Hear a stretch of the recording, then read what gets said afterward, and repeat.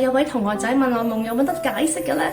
如果你更了解夢境嘅運作呢，你係會清楚了解究竟夢有冇得解釋嘅啦。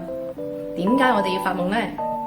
嗱，夢有好多個層次嘅喎，因為平時我哋日間嘅時候呢，我哋係運作緊自己嗰個身體，即係我哋嗰個頭腦意識，我哋嗰個小我。因為意識呢本身就係一個能量嚟噶嘛，我哋當然係需要補充翻我哋嘅能量啦。當你發夢嘅時候呢，其實我哋就係翻返去我哋嘅整體意識嘅入邊，真正幫我哋嘅靈魂充電嘅時候呢，其實係冇夢法嘅。當人身體進入深層嘅睡眠狀態嘅時候呢，其實就係我哋嘅靈魂同我哋嘅源頭重新連接啦，肉體同靈魂先至可以真真正正咁樣補充翻能量嘅喎。當你充完電之後啦，你第二朝早起身，你先至可以繼續你嘅正常嘅運作。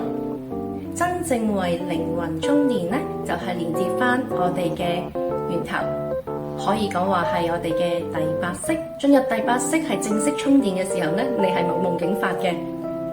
夢境呢，多數係會出現喺我哋差唔多要起身啦，因為我哋由第八識慢慢回翻到我哋第六識嘅狀態。第七識嘅時候呢，多數係一啲轉世嘅夢境啦，就係我哋嘅高我嘅視野啦。而去到第六識呢，我哋同樣都會有小我層面嘅夢境嘅，所以有一啲夢呢係不能解釋嘅喎，